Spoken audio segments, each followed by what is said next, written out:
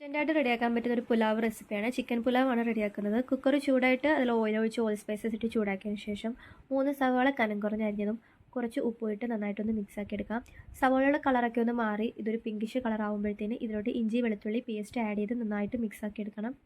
ഒരു പിടി മല്ലിയില, പുതിനയില, 2 പച്ചമുളകും ചേർത്ത് പേസ്റ്റാക്കി ആ ഒരു പേസ്റ്റും ഇതിലോട്ടിട്ട് നന്നായിട്ട് മിക്സ് ചെയ്യാം. പൊടികളായിട്ട് നമ്മൾ ഗരം മസാലയും 1 ടീസ്പൂൺ ക്യുമിൻ പൗഡറുമാണ് ഇടുന്നത്. ഈ പൊടികളുടെ പച്ചമണം മാറുന്നിടം വരെ നന്നായിട്ട് മിക്സാക്കിയതിന് ശേഷം 2 തക്കാളി അരിഞ്ഞതും കഴുകി വൃത്തിയാക്കി വെച്ചിരിക്കുന്ന ചിക്കനുമായിട്ട് നന്നായിട്ട് മിക്സാക്കി എടുക്കാം. ഈ മസാല ചിക്കനിൽ ഒന്ന് പിടിക്കുന്നതിന് വരെ ഒന്ന് മിക്സാക്കി എടുക്കണം.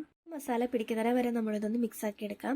അതിനുശേഷം നമ്മൾ അരി ഇട്ട് കൊടുക്കണം. ഞാൻ ഇവിടെ അരമണിക്കൂർ കുതിർത്തി വെച്ചിട്ടുള്ള ബസ്മതി റൈസാണ് ഉപയോഗിച്ചിരിക്കുന്നത്. അരിയും നമ്മുടെ മസാലയുമായിട്ട് നന്നായിട്ട് മിക്സാക്കി കൊടുക്കുക.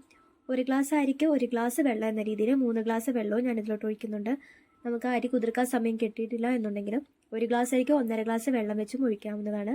ഇനി ഇതിലോട്ട് 1 നാരങ്ങയുടെ പകുതി നീരും പാകത്തിന് ഉപ്പും ചേർത്ത് കുക്കർ മൂടി വെച്ച് 1 വിസിൽ വരുന്നിടം വരെ വെയിറ്റ് ചെയ്യാം. 1 വിസിൽ വന്നതിന് ശേഷം പ്രഷറെല്ലാം പോയി കഴിഞ്ഞ് നമ്മൾ മൂടി തുറക്കാം. ടേസ്റ്റി ആയിട്ടുള്ള പുലാവ് റെഡി ആയിട്ടുണ്ട്. Must try.